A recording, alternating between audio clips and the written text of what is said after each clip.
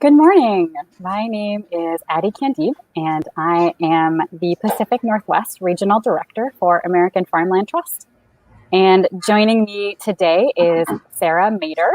Sara is the Chief Executive Officer at Palouse Brand, a fifth generation farm operation that produces grains, dry beans, and pulses in Southeast Washington State. Welcome, Sara. Hi, Addie. Thank you so much. Thanks for having me. Yeah, it's a pleasure.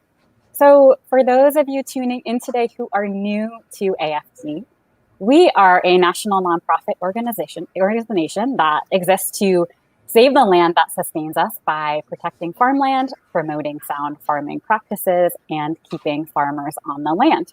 And as part of our Women for the Land initiative, we are highlighting the stories of women in agriculture across the Pacific Northwest who inspire us. And Sara is one of those women. And so we are very excited to have her here today to tell us about her story.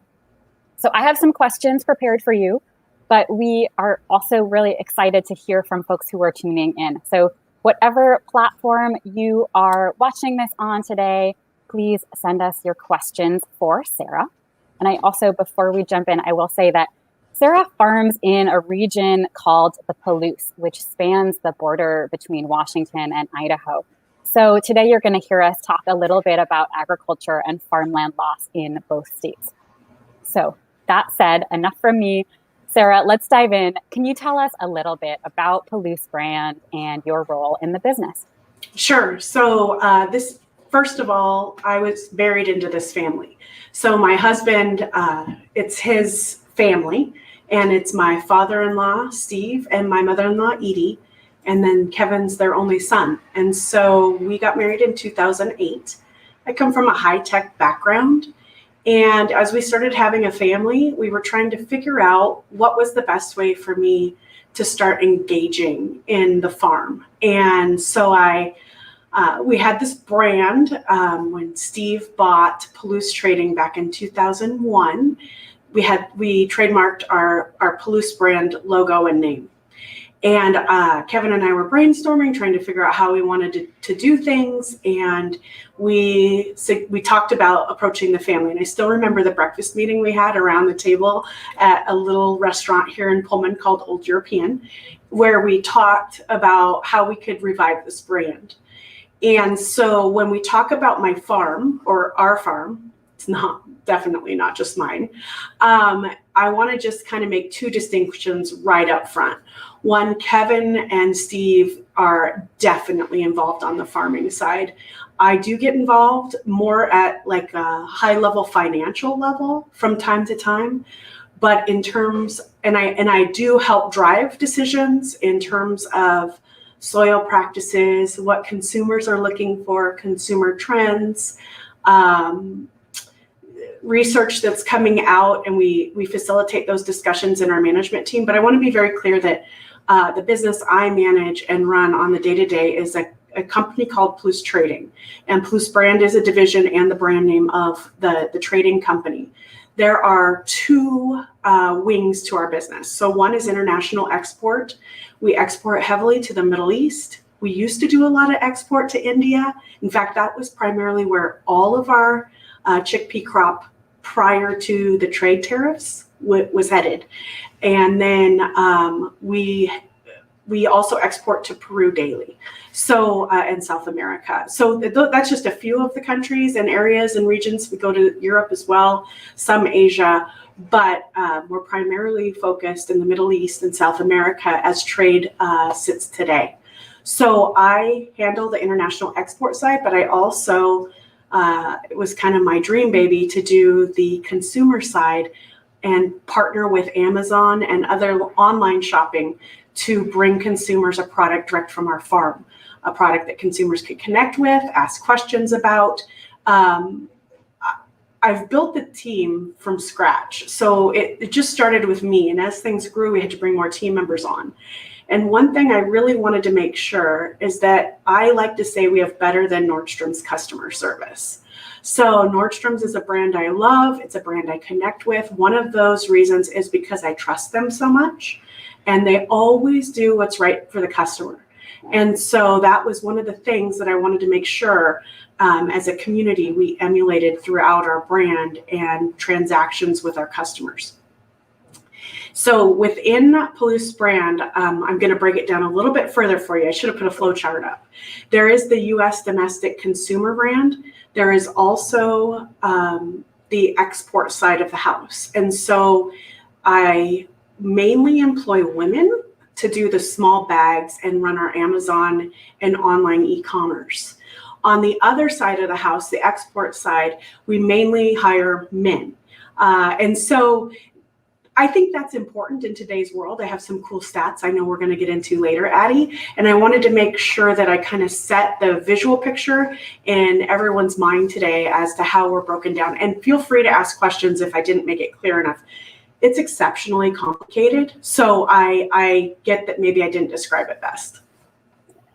I'm so glad that you provided that level of detail. And one of the reasons that we were so excited to interview you today is because I think that your farming operation and the business that you've just described is on a really different scale than some of our viewers today might be familiar with. So it's really powerful for us to get just a little bit of a window into what this sort of size and scale of a farming business looks like. You mentioned soil health, and I want to get to that in a little while, but first, I'd love to talk about the gender piece. You mentioned that on the local side, you mainly hire women. Can you talk about what it means to you to be a woman in the agricultural industry and how Palouse Brand is specifically working to support women? Yeah, I would. This is like the most passionate part of what we do.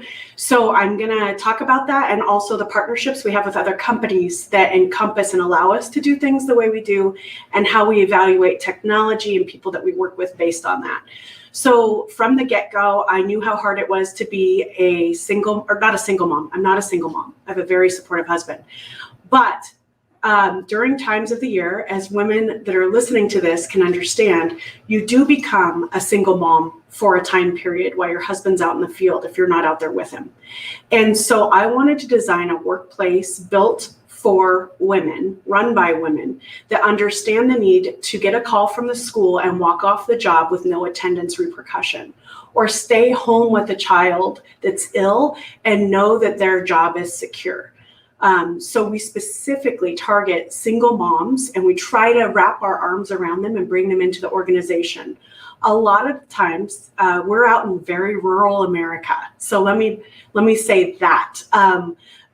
In terms of Nordstrom's, the nearest one isn't, just to keep going with that brand I love, it's an hour and a half away to the nearest one. And that's a small store for them. So we don't really have a lot of clothing options. It's just a very different area. Target is also that far away.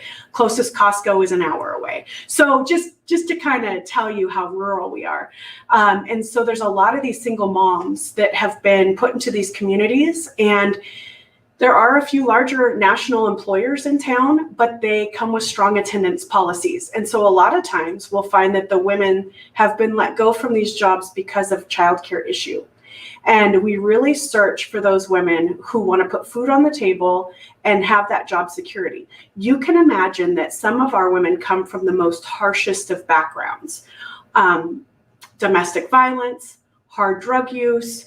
We work with these women to get them off of state assistance. We do the best that we can, and it does require responsibility on their side as well. So when they are at work, which is most of the time, by the way, they have to put in just as much towards the job as we do to keep them employed. But when that emergency comes, they are free to walk off the job. So we've been able to partnership with Amazon and using Amazon's fulfillment services nationwide to relieve the burden of filling daily orders out of our warehouse, at least in terms of volume. We still do fill all the orders from our website and from other channels that we are using for e-commerce. So if you order, straight on my website, yes, your order is going through our warehouse and we're filling them. But the demand and pressure to scale a company to the size that we've become with exceptional growth since COVID has hit, we had to have like a strong partner. We partnered with them right from the beginning. So we've been with Amazon over 12 years, and their fulfillment centers allow us to still treat our customers with quick shipping, free shipping, food to their door, as well as employing rural women and families on the backside. With that responsibility comes providing good healthcare. We do have to compete. There are some other manufacturing jobs in the region. One is Schweitzer Engineering Laboratories. It's a large employer. The other is Washington State University. And so for us to be able to keep the quality of people we have as a company, we've had to make strategic decisions to provide great healthcare, great working environment. My background is human resources, so you can imagine that I have like a care and love for not only the women, but the men.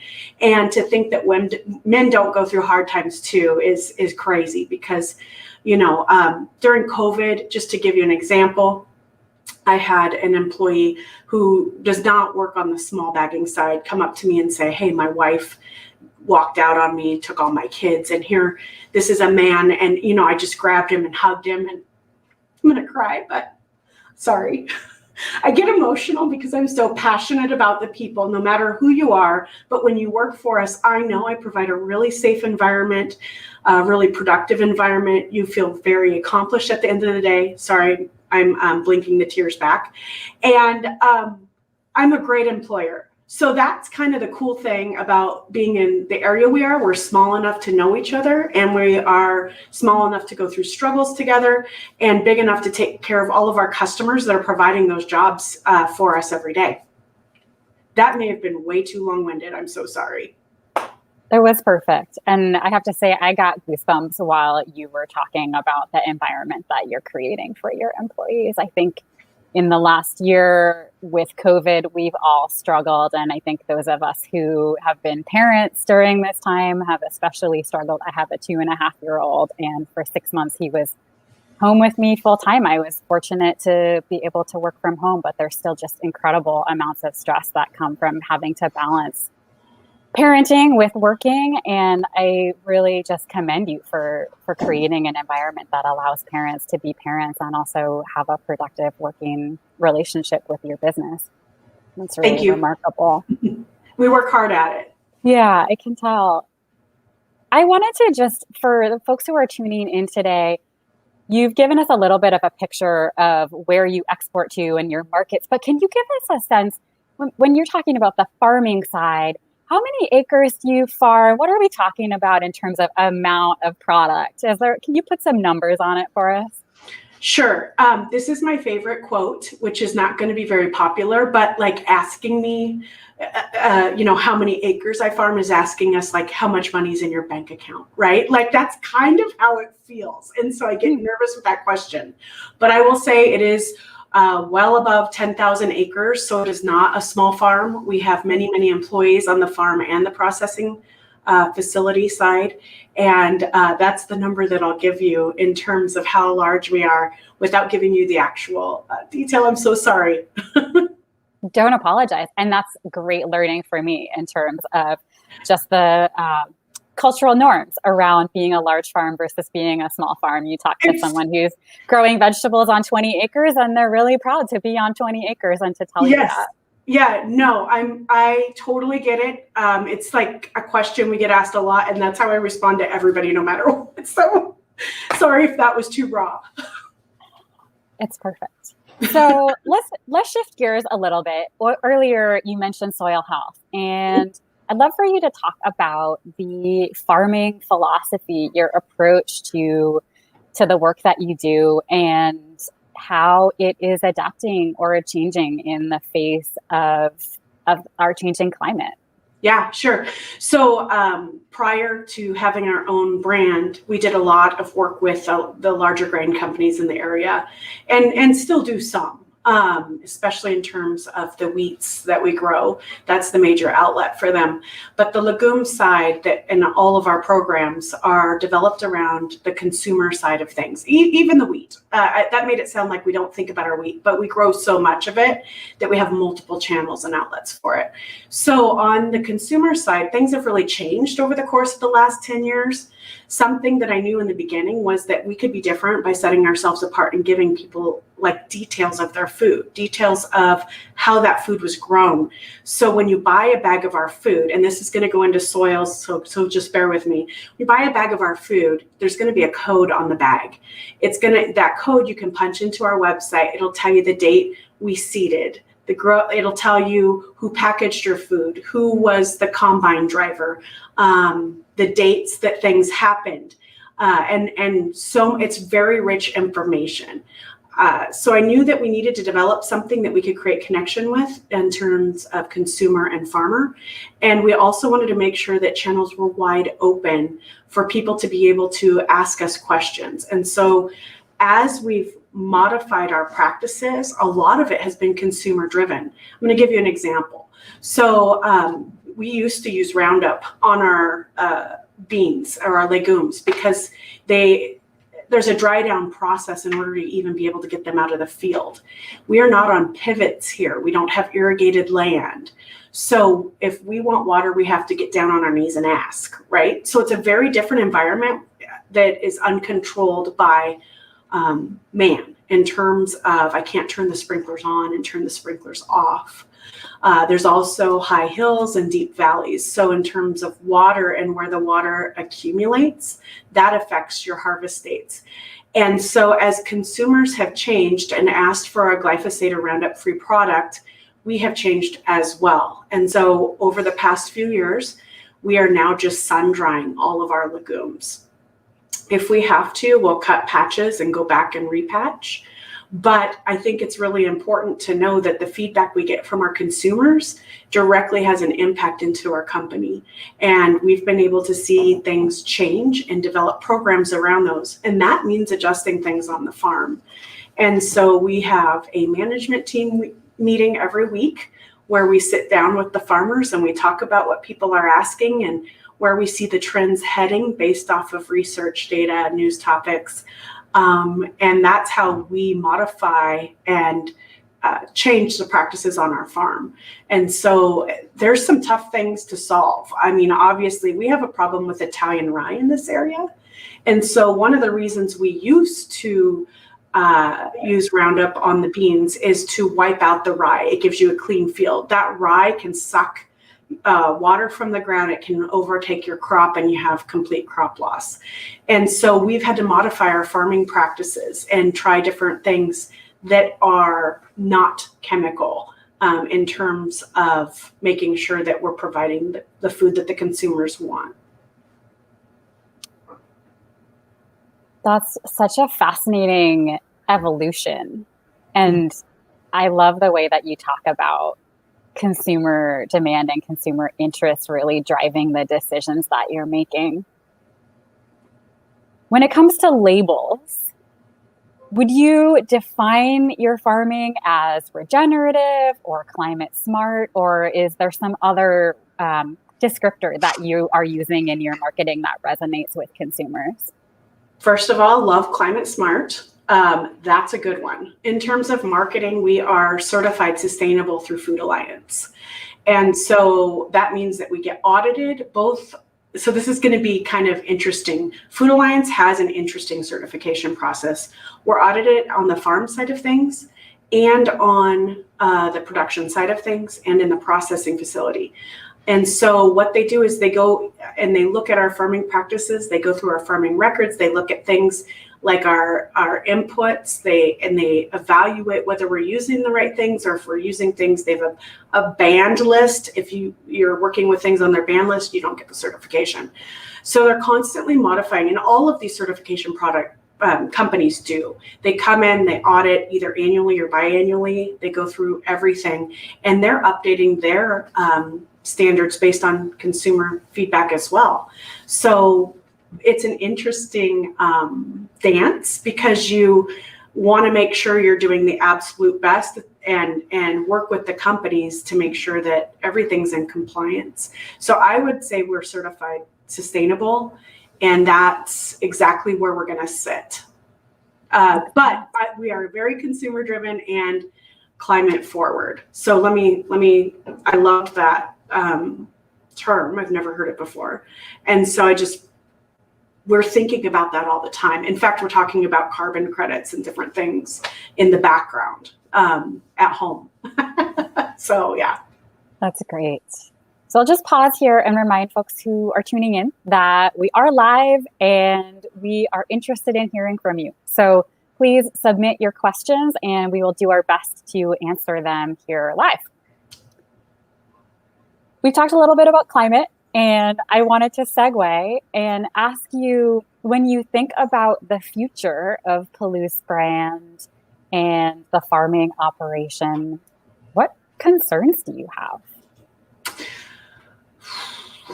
Everything we do is geared towards climate. Our reusable packaging, removing plastic, doing plastic-free packaging, the ink, making sure that the ink we use to print the bags is certified and food safe. And so I would say in terms of concerns,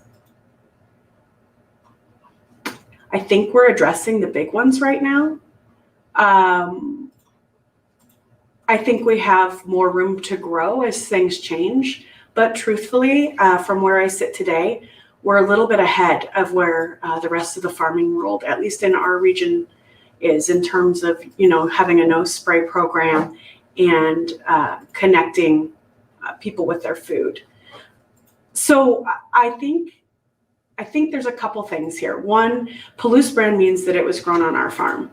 But we also have a second brand that was just launched this last summer, that allows farmers with like minds that want us to brand their products and bring them to market on the e-commerce side to partner with us in our Clear Creek Foods brand.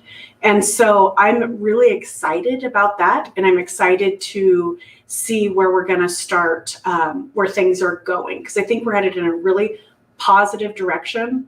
And I hope that answered your question. And I'm not sure.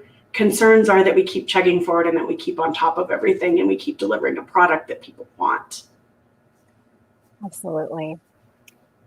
I think I'd love to, I'm just thinking about one of the things that's amazing to me about being in the role I'm in and thinking about this Pacific Northwest region as a whole is the vast diversity in the geography and the types of production systems.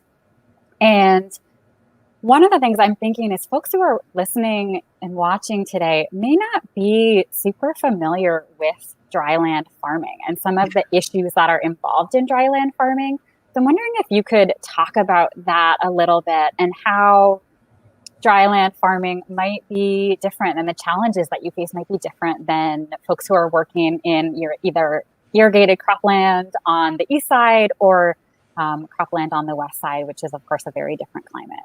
Sure, yeah. So certain crops, of course, grow better than others here, which is going to be the same for everybody across the board. In terms of the dry land, like I said, we don't have control over everything about our farms. We can't turn the water off and on. So your crop outputs can really vary in terms of yield production based on the amount of moisture you get. Harvest dates you can't just shut off your sprinklers and say, okay, in 2 weeks, we're going to start cutting a field. That's not how it works in dry land. If you have a heavy rain in June, that can push your harvest out 3 weeks. So sometimes you start in the middle of July and sometimes you start in the beginning of August. And then that's going to roll into your seeding dates and the changes come fall and when you're able to get into the ground. And so in drier climates, they have larger windows of opportunity to be able to make those decisions. On our farm, we work really hard when we have the window. So we were able to get out and do some seeding yesterday. It was really windy, but that was something that worked yesterday. And so you can't do all the function. A lot of the decisions we make are weather-based. and rain-based. So that's an interesting aspect. I was happy to see we were supposed to have snow today. We don't. We have more moisture coming, which is always good this time of year. We will take all the moisture we can get through the first week of July. So it is different. We don't have as much control over the elements as they do in other parts of the country. Thanks for that. I think it really helps to paint a picture of some of the different constraints and challenges and ways that you have to think about and strategize your farm operations. Sure. So I'd love to take a question from the audience, if that's okay. We have a question from Bobby about international markets. And Bobby says, how were you able to secure international markets for your products, and what challenges did you experience with that? Yeah, there's lots of challenges. One of the can I give you a real world example? One of my favorite, I had a new market, so excited to ship to. Really hard market to break into with chickpeas, and it's New Zealand. And so with New Zealand, they have very strict import requirements, and there's additional testing that has to be done at certified labs in the US for you to be able to get your product into New Zealand. One of the current things that we're facing now is that the US government and the New Zealand government are not in agreement on phytosanitary language. So New Zealand is requiring a language on the phytosanitary certificate that adds this term about the testing of the seeds that are being sent. And the US government is not putting that on the phyto and is refusing to. It has completely stopped all trade of chickpeas into New Zealand from the US. So as we see these markets, and trust me, I don't take no for an answer very well. We have pushed this in the US as far as we can. Now we're waiting for New Zealand to kind of come back and respond. But I literally have calls daily. We were able to get some in before the switch was made last year. And they're like every day asking for this good. But under the current laws in New Zealand, if I were to ship chickpeas, just having the test result isn't good enough attached to the phytosanitary certificate.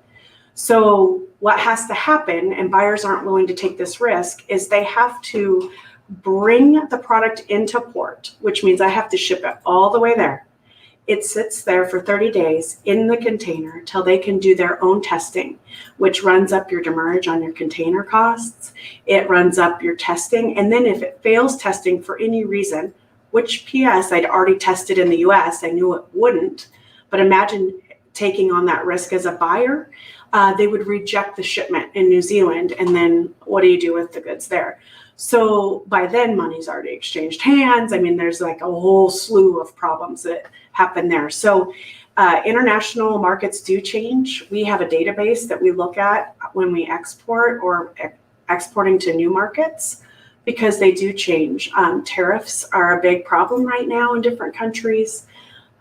So that's a big hurdle that we work through with every single country that we export to, and some are way easier than others. I'm just amazed listening to you. It's so much to juggle, thinking about international markets and tariffs and testing while you're also thinking about how do I take care of my employees and make sure they have health insurance, and you do a lot.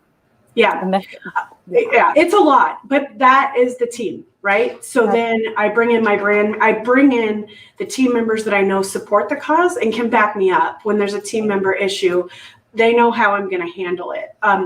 The fun part about growing this team over the last 12 years has been that when they finally take the reins and run with it, and they tell me about it later, and I had no idea it happened, like, you handled it just like me.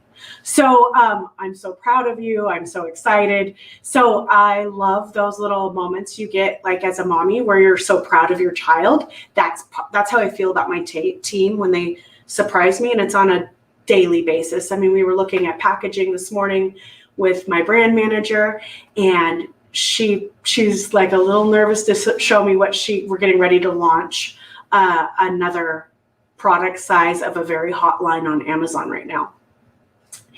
And she showed me the packaging, and I looked at her and I said, okay, you've got 3 adjustments to make, but you nailed it. And I like couldn't be more proud, because yesterday there were like 25 adjustments I wanted to make. And so we just continue to get better and better and challenge each other. I mean, trust me, this is not a one-way situation here. I'm held accountable by them. So if they feel like I'm out of line, we have totally open lines of communication. They can come to me anytime. We talk about it and we move on. But I am a minimalist in terms of communication. So if there's no problem, you don't hear from me a lot. But when I'm ready to change things, I'm right in your business. So that's a little bit how we work around here. I'd love to take the opportunity to just kind of run with what you were talking about and discuss this concept of mentorship, because it sounds like that's some of what you're doing in building your team. And I'm curious to know what, as you've grown into this role over your career, what role have peers or mentors played in your success? Yep. They are silent. So, I mean, I have never publicly thanked a lot of my mentors. And in fact, they don't know that they're my mentors. So there are people that I look up to, and I'm watching them very, very closely. I'm connecting with them. The very first mentor I had was when I was in high school, and I was a delivery girl at the local flower shop. And my boss, the owner of the flower shop, was so unreal with how she handled vendors, customers, the way her mind worked. I studied her for years. And she passed away a few years ago, and she had every level of detail down at her funeral. In fact, she had pre-planned the entire funeral. Her favorite drink was Coke. She had cancer, so she knew she was kind of coming to an end. I was talking with her, and she sounded 100% an hour before she passed. Was on the phone with her and her husband. And we were talking about the flower shop, and then an hour later she was gone. And I thought, man, she sounded amazing to the end. But each bottle of Coke that she had for every guest at her funeral service had her message from her, and it was tied with a bow. I mean, just down to the detail level. And that's something that I've taken all the way down throughout this entire organization. And it's primarily why we do it with women in terms of the e-commerce side. So I don't want men to feel alienated, but on the e-commerce side of things, women are very much more detail oriented. They'll pay attention to labeling differently. We sew every bag, or we heat seal. And so some of those quality checks, we've tried integrating men in, and we can, and they do a great job in certain areas, but the women are the ones that catch the details, and like the tiniest of details. I'll give you an example. When we ship to Amazon, they have an incoming pallet weight of 1,500 pounds. If it is 1,501 pound, they will reject our pallets. Like down to the tiniest level of the SKU on the box, or how we have to get our products into Amazon. It's a very controlled environment, and we have to be very, very careful with how we do our outbound shipping. And so the women have been just amazing in that area.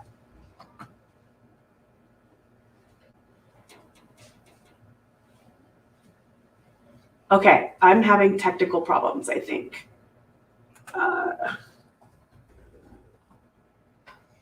Oh, here we come back.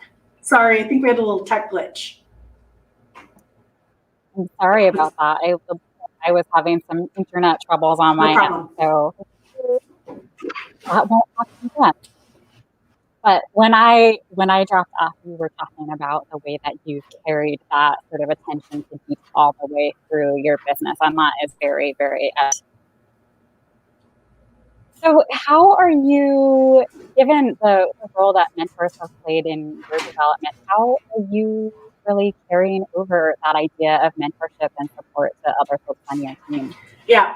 So first of all, I would say that the people I work with are also some of my closest friends. They know the struggles I go in and out that go on every day, and I know theirs. And so we talk about those things. We read books. We go get inspired by other people. We come back. We'll either read books as a team or discuss concepts as a team. We're constantly challenging each other to be better.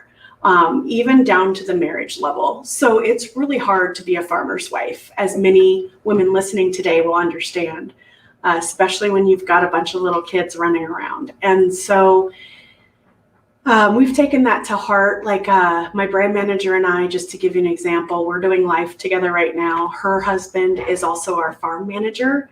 And so we actually do hire families. They typically work in different companies. So she works with me, her husband works with my husband, and we have kindergartners, and schooling has been such a nightmare since COVID came back. So when we decided how we were going to tackle this year, kindergarten gets over at 11:40 every morning. And so it was like, okay, how are we going to tag team this? And we both set up, at home offices, and one day she takes the kids and the other day I take. I feel like this has been the year of being most productive in my life, along with the least amount of production. And it's a really weird space to play in. When COVID hit, my team and I worked 59 days straight. And I would say our average hours were probably 17 hours a day. We were sleeping in a hammock in the offices, or anytime we could get a nap, we would run home if we could. But then you go from that to then kind of adjusting to the new norm, and you get things kind of straightened out. Amazon gets restocked. They take some pressure off your warehouse. You open another warehouse. You start getting that one online that just feeds Amazon to help relieve more pressure off of, there was so many things during that time. We grew 4,000% in less than 30 days. There's like so many problems that come with that in itself. So we've had to work through all of those things. We've come together as a team. No idea is a bad idea. We support each other day in and day out. We had someone not drinking enough water. She fainted. I immediately said, after the ambulance came and checked her and said, we think it's dehydration, I said, I'll take her to the hospital. I sat with her I'll sit at the hospital. I'll take the phone calls, weird hours, and they do the same. So it's become part of our lifestyle, and it's very fluid between work and home life. And so we are constantly just juggling things. Hey, can you go get this kid? Can you bring this kid here?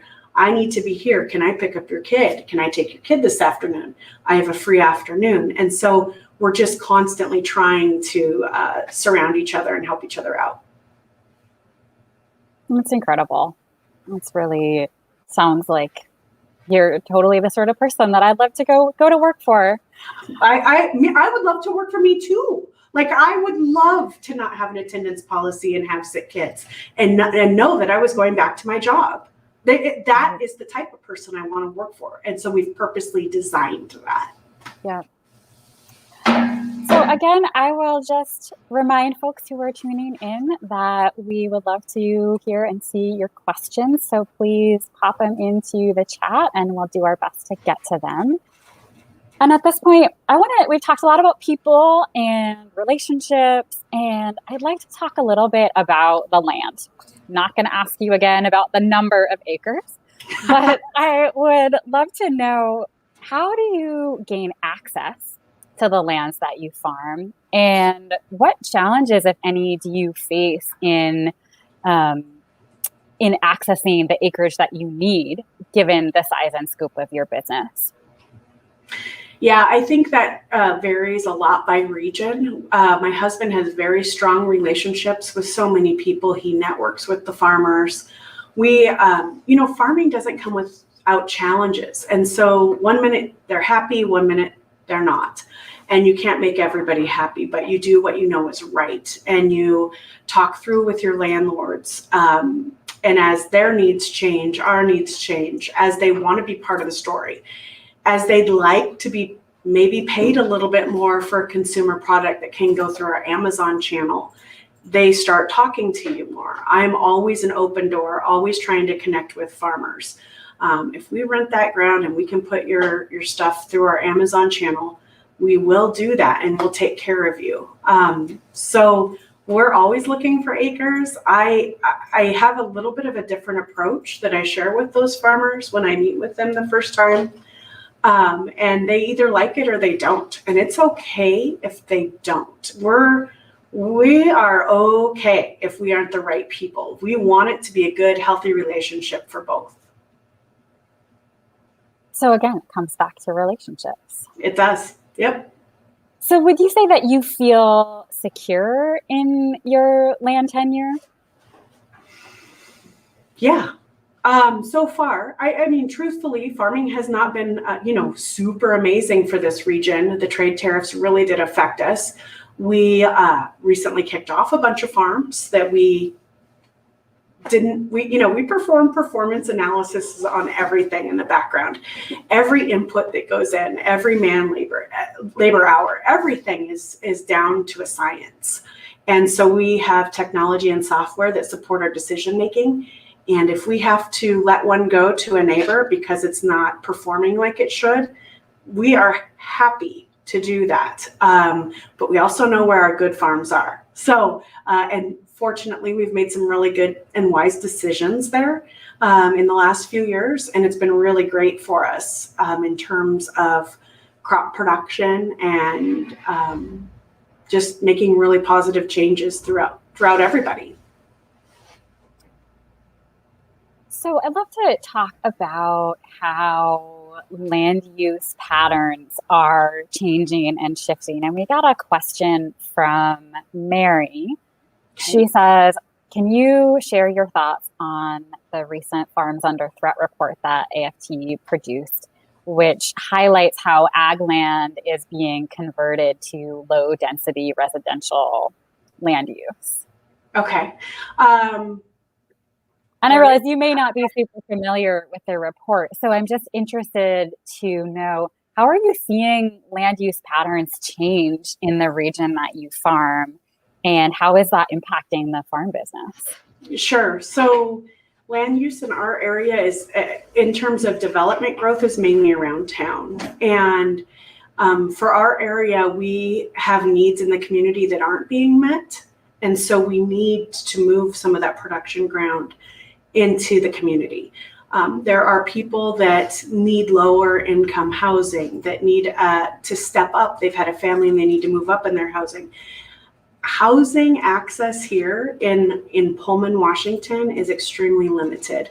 My best friend listed her house. It was on the market for less than 8 hours, and it was way over $500,000. This is an expensive place to live. We need more options. We need job creation in our community. So I'm not sure what specific problem Mary's referring to, but I can only speak about what I see happening here, and know that I need more employees, and I need our schools, are busting at the seams, and more people help with the schooling issue. So there's so many things that go into it. So I'm going to be honest, I don't know about the report, but I do know what's happening in our community, and I am for getting those people connected and plugged into our community. So it almost sounds like you have an opposite problem, which is a lack of the type of development that you need to support the families that are working in the business. Yep, absolutely. And that gets at an earlier question that Gabrielle asked, which I really appreciated, about what sort of policies and programs you would love to see, whether it's at the local government or the federal government level, that would better support your business. I'd like to see trade redone to start. I'd like to see our trade lanes open up. We're starting to see some positive movement in trade. When the dollar is super strong, it makes trade harder. So the dollar affects kind of the decisions we're doing internationally. Not that I'm pro weak dollar, but there's so many different aspects that go into that. I would like people to realize a little bit more about the American farmer and how they do things that will then affect government policies and programs. In terms of programs that we can't live with, I'm not sure there aren't any now, but I will say the largest one hindering farmers today is trade, international trade. Right. And we talked about that a little bit Yeah. earlier with the issue in New Zealand. So, yeah, it's clear how that creates a lot of challenges.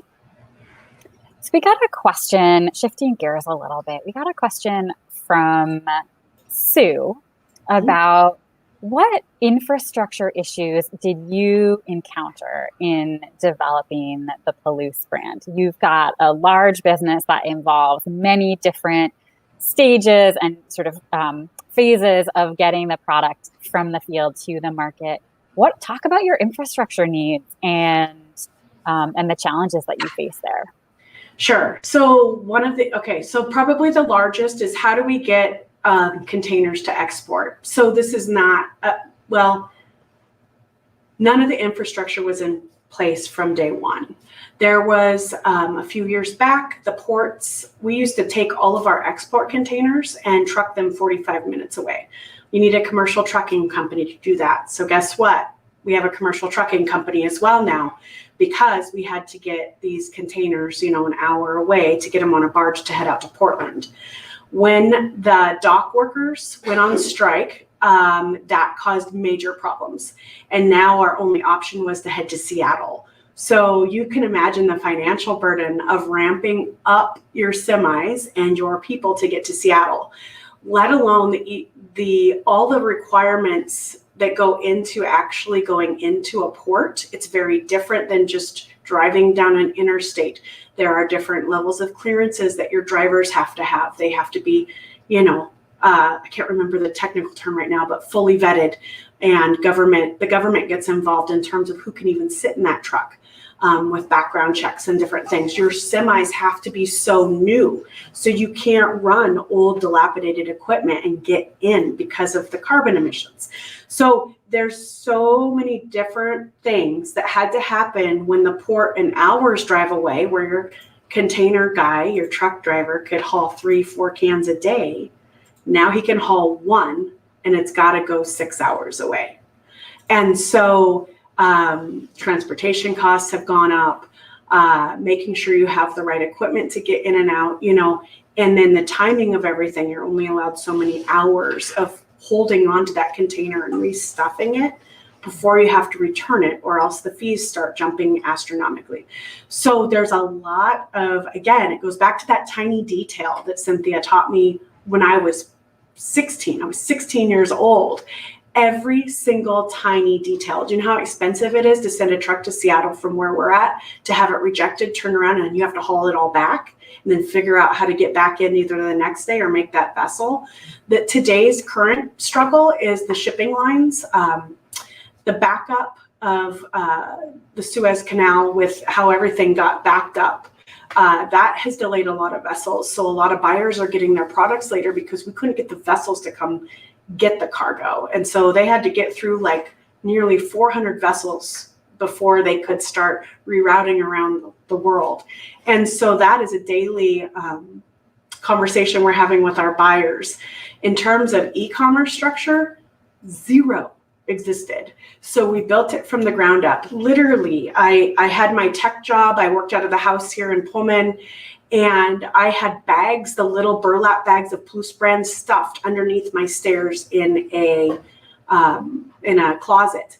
And I would get the orders, and at the end of the day, I would go through, fill those orders, call somebody at the plant and say, I need this many more bags, and I would ship them out. It was prior to us partnering with Amazon and utilizing their infrastructure and the programs they have in place.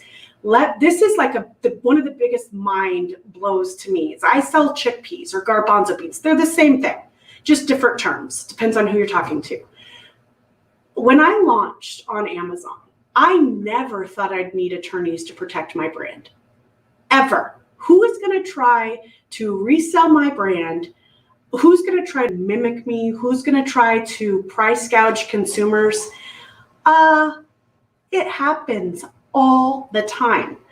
We are copyright and trademark infringed on all the time. And part of the program with Amazon that we're invested in is that their attorneys take care of it for me. And we can usually deal with it in less than 24 hours. And so I never thought those things would need to be there. And it's a service I never could see coming, but it's something that they already knew. And who knew I needed it to put it on my chickpea burlap bags? There's so many hurdles that I'm a person that believes you're constantly being prepped for your next role. When I started in the flower shop, I learned how important people were. I knew I wanted to be in business and I wanted to deal with people. So I went and got my business degree and my human resources degree. I went to hospitality. I learned how to work in hospitality in the Bay Area. Then I went to high tech. From there, I learned a lot of the background stuff and how the technology works and how to get people to buy into technology, how to buy technology.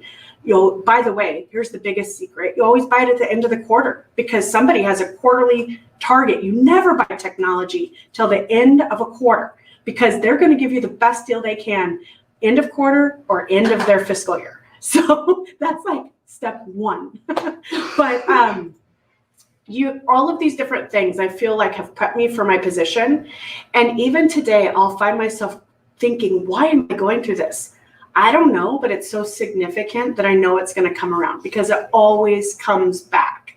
No matter what you do every day, it may be 15 years, but you're going to revisit whatever that situation was that prepped you for the current situation at some point in your life. Either in a relationship or in business, it always comes back. And so just kind of having that mindset, trying to learn from everything you're going through, seek wisdom from others. That's what I've got for you. I hope I answered the question at some point. You did. No, and you talked about a bunch of different types of infrastructure issues. But I think to your last point, we have a question from Caitlin about how do you foster new farmers in your community? And I'm thinking about the beginning farmers who might be tuning in today and listening to you talk about the size and scope of your business. And that it could sound pretty intimidating. So how do you think about new farmers getting started in this type of an industry and what sort of support is available to them? Yeah, so I think the government tries to support new farmers through different programs. You should always go figure out what those programs are. I don't have access to those programs, so I don't know a lot about it. But I do have access to people, and we're dealing with an active situation with people that work for us that do want to have their own farm. I lost my earpiece. I'm so sorry. When I talk, these earbuds fall out of my ear. So if you see me adjusting, I'm sorry. Because of the transparency and openness with our people, they came to us. They said, hey, we want to go this route. We said, we'd love to support you and partner with you. When you have equipment needs, we can help you with that. Either use ours or we'll figure it out. You need help on input costs? Let's work through that too. And so we're working with this team to support them and try to get them going. And we aren't scared they're going to leave us. So, like I said, they work for us and we want the best. We want them to be their best person. When I take a single mom working for me in the warehouse and she says, I've got another job, all I can say is, I'm so proud of you. I'm proud of how far you've come. I'm proud to give you a recommendation. Please have them call me. Some people need support and they need to know they're supported and loved and that you can have those transparent relationships. It goes back to the relationships, being transparent and open with your people, letting your people come to you with problems or with their dreams. And so we take part of that in our review process. I mean, out at our processing facility last week, we launched a questionnaire to everybody in the plant asking them, what do they want their role to be? Where do they feel they're being underutilized? Because as we are growing, we need to be able to plug them into new places. And we want to know where they think their skills are at, not just what we've put them into as a beginning job. Yeah, for sure. And Gabrielle made a comment here. She said that people definitely need support. So I want to ask one more question of you, and that's about community. And you talked a little bit about the community that you live in. And I'm wondering, what role do you see the farm playing in the community? How does the farm help to further the vision that you have for the place that you live and work? Yeah, so in order for Palouse Brand to keep going, both internationally and domestically, we will need to grow the farm at some point, and we need to grow acres. Right now, we are able to manage what we need here. This year, we could, I mean, I'm not going to lie, we could use some more acres this year in terms of legume production.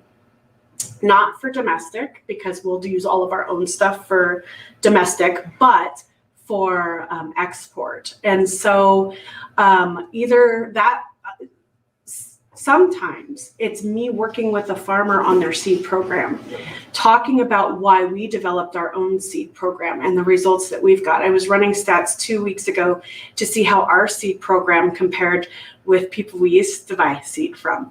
And in one instance, we were able to increase the size of our crop by 13%, and in another 5%. Those are huge numbers when you look at how you're doing things. And so a lot of times when you're trying to do things cheaper, it's not better. The reward is better at the end when you can see the results. And so some of that is an education piece on what is the seed you're putting in your ground. If it's mixed seed, let's say that you have 2 different types of garbanzo beans, there's literally no value for that in any market. And so but some farmers don't know. They just know they've gotten a nice return on a chickpea crop. And so they want to keep doing it, and they're happy to take the cheapest seed out there. Well, you're going to be rewarded for the cheapest seed out there with that type of reward. You want to work with a good quality seed program, put that higher quality seed in. You should be talking to whoever's buying that seed and asking for a little bit more money. So I think there's, I don't know if that, I mean, I hope I can go off on a lot of different areas in this instance, but the interesting thing was that the seed just don't. Again, back to the tiny detail. It may cost a penny more today, and you may get like a 10% reward on the other side. And don't ask them what you're getting. Ask these companies who you're buying from. Get to know them. Get to know how they're applying their treat, or are they using the cheapest treat package? We want the best yield. You want to put the nicest package on that works for your area. One way of doing things doesn't mean that it's going to work. And don't put your farm at risk of losing your farm trying to do something new without finding a team of people that have already tried it and you can communicate with and learn from. Well, that's such sage advice. And as we come to the top of the hour here, I'm just wondering if you have any final thoughts or wisdom that you'd like to share for those of you out there who are looking to Sara as an example. Yep. One, you're going to work harder than anybody else. To get something started, it takes a lot, and it takes a lot of energy, and it takes a lot in your relationship. That's such a loaded question for me, because there's so many areas we could go into with that one. Trying to think of, I would never start farming in a weak marital situation. It is not for the faint at heart. You really have to have a deep trust and bond with your husband and trust each other in the process. It's going to be hard. There are times you're going to want to give up. Some days I want to give up. And the only thing that keeps me going is looking at how many mouths we're feeding and how many children have health care or have a parent with a job today. And so you just wanting to do it is not enough. You have to have another reason, or you will quit. I think that's like the best piece of advice. If it's just for you, it's probably not right. You have to do it for others. You have to find out your reason why. You have to go for it, and you have to go all in. And if that means you're working 20 hours a day, that's what it takes. My brain never shuts off. The biggest shut off I get is working on our own farm. When I say farm, I mean my gardens, not the big farm. I mean, I'm in seeding season right now, and in, lawn repair, because now the weather's opened up so I can fill in the little divots in my grass and try and make them easier for the mowing. So that when I find your outlet, that's mine. Mine is living outside. And so when the weather turns and it's 55 degrees, it's hard to get a hold of me because I'm outside in my gardens. I'm outside playing with my kids. That's how I turn my mind off. As soon as I go in the house and I sit and fold laundry, I'm working mentally. And so it takes a lot of grit, and there are ups, downs, there's tears, there's laughter, there's joy, but you have to figure out where that joy is at, because that's what keeps you going. Sara, thank you so much. I can't say thank you enough for taking the time out of your very busy schedule to share your story with us and our viewers. And we really look forward to weaving this into a written profile that we will share out in the coming months. And I will just say to folks who are listening, please do get in touch with me if you have questions about AFT, or with Sara if you have questions about her business. And we will do our best to respond to questions that we didn't get to today. And thanks again for being here. Thanks to folks for tuning in. It's been a real pleasure. Thank you for having me.